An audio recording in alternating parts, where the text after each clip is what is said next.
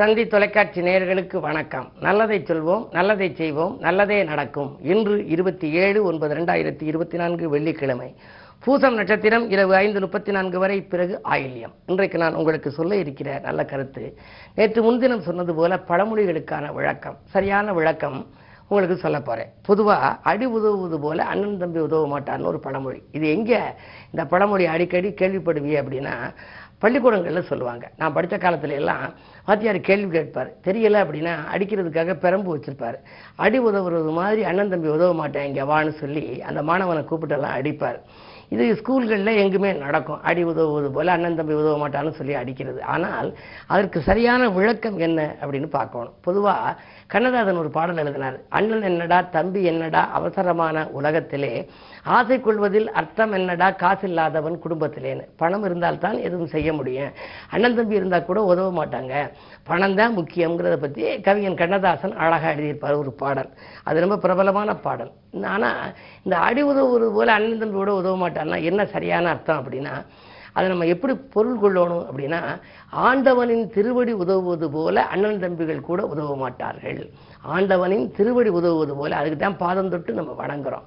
இறைவனுடைய இதில் இப்போ எல்லா தெய்வங்களையும் பாருங்க, எல்லா தெய்வங்களுக்கும் வரம் கொடுக்கும் கரங்கள் மேல் நோக்கி இருக்கும். பரமசிவன் பாருங்க, முருகப்பெருமான் பாருங்க, விநாயகப் பெருமான் பாருங்க, மேல் நோக்கி கை வச்சிருப்பாங்க, வரம் கொடுத்து ஆசீர்வாதம் செய்கிற மாதிரி இருக்கும். ஆனால் இந்த விஷ்ணுவை பாருங்க, திருப்பதி வெங்கடாஜலபதியை பாருங்க, பெருமாளை பார்க்குற போது அவருடைய கரம் கீழ் நோக்கி இருக்கும். காரணம், பாதத்தை சரணாகதி அடைந்தால் நான் நன்மைகள் செய்வேங்கிற அர்த்தமா. ஆகையினாலே அந்த சரணாகதி தத்துவத்தை விளக்குகிறது அந்த விஸ்வரூப தரிசனம். ஆகையினாலே தான் அடி உதவுவது போலனா, ஆண்டவனின் திருவடி உதவுவது போல அண்ணன் தம்பி கூட உதவ மாட்டானா. அதுக்கு என்னத்துக்கு இது சொல்லியிருக்காங்கன்னா, இறை நம்பிக்கை நமக்கு தேவை. இறை நம்பிக்கை நம்ம வச்சிருந்தா யார் மேலேயும் நம்ம நம்பிக்கை வைக்க வேண்டாம். நம்முடைய தன்னம்பிக்கையும் தெய்வ நம்பிக்கையும் இருந்தால் வாழ்க்கையில் வெற்றி பெறலாம்னு அற்புதமான பழமொழியை முன்னோர்கள் எவ்வளவு அழகா ஒரே வரியில் சொல்லியிருக்காங்க. அதற்கு அடுத்து ஒரு பழமொழி சொல்லியிருக்காங்க, 5க்கு 2 பழுதில்லைன்னு. 5க்கு 2 பழுதில்லைன்னா, ஒருத்தர் ஒரு மாடு வியாபாரம் பண்ணுறவர் மாடு விற்றார், வாங்கிட்டு போயிட்டார். என்னென்னவெல்லாம் தரும்னு கேட்டார். அவர் சொன்னார், பால் தரும், தயிர் தரும், நெய் தரும், அதுக்கப்புறம் சாணம் தரும், கோமயம் தரும், 5ம் தரும்னார். ஓ, 5மே இந்த மாடு தருமானு சொல்லி ஒரு விலைக்கு வாங்கிட்டு போனார். சில நாட்கள் 6 மாதம் கழித்து கேட்டார், இப்போ என்ன மாடு எல்லாம் தருதான்னு கேட்டார். அந்த பசுமாடு 5க்கு 2 பழுதில்லை ஏனார். என்ன தருது, 2 என்ன கொடுக்குது அப்படின்னு கேட்டார். கோமயமும் சாணமும் தருதுன்னு சொன்னார். அந்த மாடு இன்னும் சரியான முறையில் பலன் கொடுக்கல. அதை அவர் சொன்னார். இது கிராமப்புறங்களில் வேடிக்கையாக சொல்லுவாங்க. ஆனால் இதுக்கு விளக்கம் அது அல்ல. 5க்கு 2 பழுதில்லைன்னா, சிவாயனம என்பது 5 எழுத்து, 5 எழுத்து மந்திரம். அந்த சிவாயனம சிவாயனம சிவாயனமன்னு சொன்னோம்னா நமக்கு மிகப்பெரிய பலன் கிடைக்குமா. சொல்ல இயலாத வயோதிக காலம்னு வச்சுங்க. 2 எழுத்து, முதல் 2 மட்டும் சொல்லுங்க சிவா அப்படின்னு. சிவா சிவா சிவான்னு சொன்னாலே அந்த 5 எழுத்துக்குள்ள பலன் கிடைக்குமா. 5க்கு 2 பழுதில்லை அப்படின்னா, சிவாயனம என்று சொல்லுபவர்கள் சொல்ல இயலாத காலத்தில் சிவா என்று சொன்னால் கூட பலன்னு சொல்லியிருக்காங்க. இப்படி ஏராளமான விளக்கம் இருக்கின்றன. தொடர்ந்து தந்தி தொலைக்காட்சியிலே சொல்வேன் என்று சொல்லி இனி இந்திய ராசி பலன்களை இப்பொழுது உங்களுக்கு வழங்கப் போகின்றேன். மேசராசி நேயர்களே, உங்களுக்கெல்லாம் இன்றைக்கு மேலதிகாரிகள் மனதிலே இடம் பிடிக்கின்ற நாள், மிகச்சிறந்த நாள், அற்புதமான நாள். 12லே ராகு, பயணங்களும் உங்களுக்கு உண்டு, பயணங்களால் உங்களுக்கு பலன்களும் கிடைக்கும். தொழில் முன்னேற்றம், உத்தியோக முன்னேற்றம், நீங்கள் எதிர்பார்த்தவைகள் எல்லாம் நடைபெறப் போகின்றது. 2லே குரு இருப்பதனாலே திரண்ட செல்வம் வரும் என்பார்கள். எனவே பணப்புழக்கமும் நன்றாக இருக்கும். இந்த நாள் மிகச்சிறந்த நாள், அற்புதமான நாள். எதை என்ன செய்ய நினைத்தீர்களோ அந்த நேரத்தில் அந்த காரியத்தை செய்ய இயலும் நாள். ரிஷபராசி நேயர்களே, உங்களுக்கு வருமானம் உயர்கின்ற நாள், வாழ்க்கை தேவைகள் பூர்த்தியாகும், வளர்ச்சிக்கு நண்பர்களின் ஒத்துழைப்பு உங்களுக்கு கிடைக்கும், எந்த பிரச்சனையையும் நீங்கள் எளிதில் சமாளித்து விடுவீர்கள். எனவே இன்றைக்கு உங்களுக்கு 2லே செவ்வாய் இருப்பதால் தைரியமும் தன்னம்பிக்கையும் அதிகரிக்கும். தாராளமாக செலவிட்டு ஏராளமான நண்பர்கள் மூலமாக உங்களுக்கு பல நல்ல காரியங்களும் இன்று நடைபெறப் போகின்றது.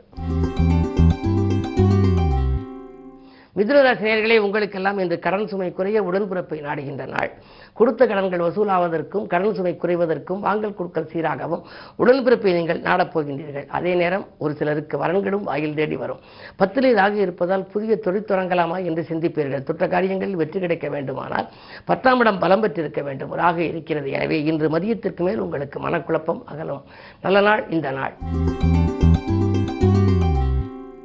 கடகராசி நேயர்களே, உங்களுக்கு ராசியிலேயே சந்திரன் ராசியில் இருக்கின்ற பொழுது சிந்தித்த காரியங்கள் எல்லாம் சிறப்பாக நிறைவேறும். புத்தி சாதுரியத்தினாலே பொருள் வளம் மிகச் சிறப்பாக அமையப் போகின்றது. புது முயற்சிகளிலும் உங்களுக்கு வெற்றி கிடைக்கும். அதிகார பதவியில் உள்ளவர்களின் ஆதரவு கிடைக்கும். அஷ்டமத்து சனி வலுவிழந்து இருப்பதால் வாங்கல் கொடுக்கல்கள் சீராகவும் இருக்கும், சிறப்பாகவும் இருக்கும். நட்பை பகையாக்கி கொண்டு இதுவரை உங்களுக்கு பல இடையூறுகள் வந்தது. இப்பொழுது அந்த பகையான நட்பு உறவாகலாம். இன்று நன்மையான நாள். சிம்மராசி நேயர்களே, உங்களுக்கு கண்டகச்சனி வலிமை எழுந்திருக்கிறது. 2 கேது இருக்கின்றார். 2 கேது இருந்தாலே உங்களுக்கு நீங்கள் சொன்னதை செய்ய இயலாது, கொடுத்த வாக்கை காப்பாற்ற இயலாது. கைமாற்றாக கொடுத்த பணத்தை திருப்பி கேட்டால் கூட அதனால் உங்களுக்கு பிரச்சனைகள் வரலாம். குடும்பத்திலும் சில பிரச்சனைகளை சந்திக்க நேரிடும். எதையும் திட்டமிட்டு செய்ய இயலவில்லையே என்று நீங்கள் திடீரென திட்டங்களை மாற்றுவீர்கள். என்ன இருந்தாலும் மனக்கவலைகள் அதிகரிக்கும். இந்த நாளில் கிழமை வெள்ளி என்பதனாலே அம்பிகை வழிபாடு உங்களுக்கு தேவை. அருகில் இருப்பவர்களின் அனுசரிப்பின் தேவை. நிதானத்தோடு செயல்பட வேண்டிய நாள் இந்த நாள். கன்னிராசி நேயர்களே, உங்களுக்கெல்லாம் ஒப்பந்தங்களில் கையெழுத்திட்டு மகிழும் உன்னதமான நாள். இன்று புது முயற்சிகளில் உங்களுக்கு வெற்றி கிடைக்கப் போகின்றது. புதன் உச்சம் பெற்றிருக்கின்றார்.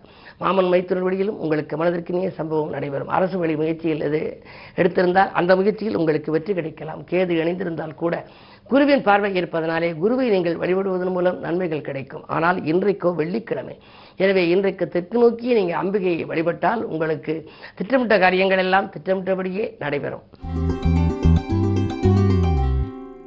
துலாம் ராசி நேயர்களே, உங்களுக்கு வாக்குவாதங்களை தவிர்த்து வளம் காண வேண்டிய நாள். வருகின்ற விருந்தினர்களால் சில பிரச்சனைகளை சந்திக்க நேரிடும். அஷ்டமத்தில் குரு அடியெடுத்து வைத்திருப்பதனாலே அலைச்சல் உண்டு, ஆதாயம் குறைவாக இருக்கும். கைவலி, கால்வலி, மூட்டுவலி என்று ஏதேனும் ஒரு உடல்நிலை தொல்லைகள் வரலாம். மருத்துவ செலவுகளும் உங்களுக்கு உண்டு. ராசியில் சுக்கிரன் இருப்பதனாலே காரியங்கள் கடைசி நேரத்தில் கைகூடிவிடும் என்றாலும் மகிழ்ச்சியை நீங்கள் வரவழைத்துக் கொள்ள அருகில் இருப்பவர்களின் அனுசரித்துக் கொண்டு இருக்க வேண்டும். அதே நேரத்திலே 6ஆம் இடத்திலே ராகு இருக்கின்றார். நேற்றைய பிரச்சனை ஒன்று இன்று நல்ல முடிவுக்கு வரலாம்.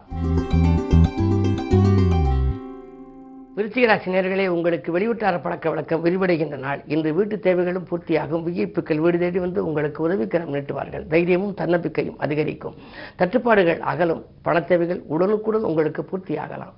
சேமிப்பு கரைந்தது என்று கவலைப்பட்டவர்களுக்கு கரைந்த சேமிப்புகளை ஈடுகட்ட புதிய வாய்ப்புகள் வரலாம்.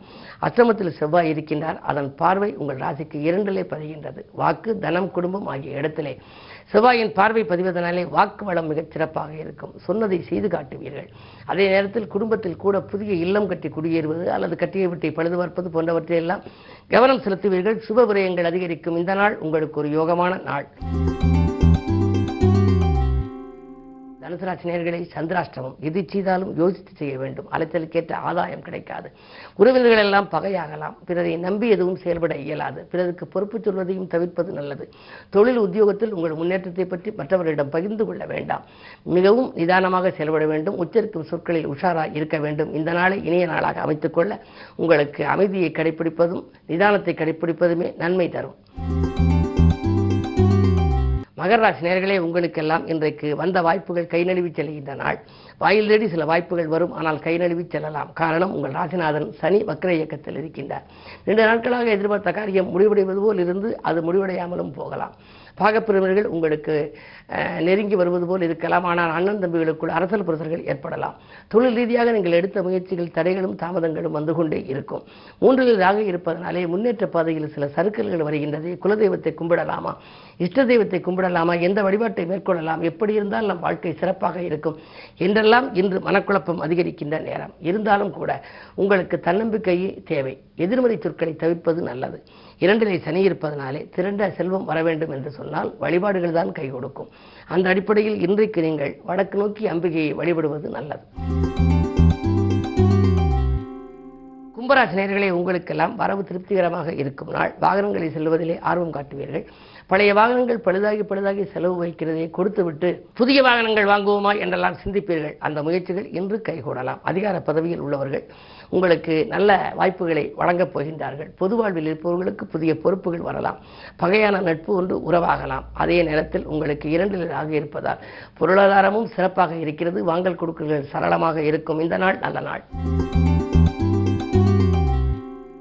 மீனராசி நேயர்களே, உங்களுக்கு இன்று யோகமான நாள். ஜென்மத்தில் ராகுவை போல கொடுப்பானும் இல்லை என்பார்கள். எனவே வாங்கல் கொடுக்கல்கள் மிகச் சிறப்பாக இருக்கும். வரவேண்டிய பாக்கிகளும் உங்களுக்கு வசூலாகலாம். மனதை உறுத்தி கொண்டிருந்த பிரச்சனை, நேற்றைய பிரச்சனை இன்று நல்ல முடிவுக்கு வரும். உடன்பிறப்புகள் உங்களுக்கு உறுதுணையாக இருப்பார்கள். இடம் வாங்குவது, பூமி வாங்குவது போன்றவற்றில் ஆர்வம் காட்டுவீர்கள். பூர்வீக சொத்துக்களை விற்பதில் இருந்த தடைகள் அகலலாம். விற்று புதிய சொத்துக்கள் வாங்கலாமா என்று கூட சிந்திப்பீர்கள். 3லே உங்கள் ராசிநாதன் குரு இருப்பதனாலே பாகப்பிரிவினர்கள் சுமூகமாக முடியும். பக்கபலமாக இருக்கும் நண்பர்கள், அதிலும் மாற்று இனத்தவர்களின் ஒத்துழைப்பு கூடுதலாக கிடைக்கும். தொழிலிலே வெற்றி நடை போடுகின்ற நேரமாக இந்த நாள் இருக்கின்றது. எல்லா நாட்களும் இனிய நாட்களாக அமைய வேண்டுமானால் ஜென்மத்தில் இருக்கும் ராகு மாறும் வரை பொறுமையாக இருக்க வேண்டும். அதுவரை உங்களுக்கு ராகு கேதுகளுக்குரிய சிறப்பு வழிபாடுகளையும் மேற்கொள்ளலாம். இன்றைக்கு துர்க்கை வழிபாடு உங்கள் துயரங்களை போக்கும். மேலும் விவரங்கள் அறிய தினத்தந்தி படியுங்கள்.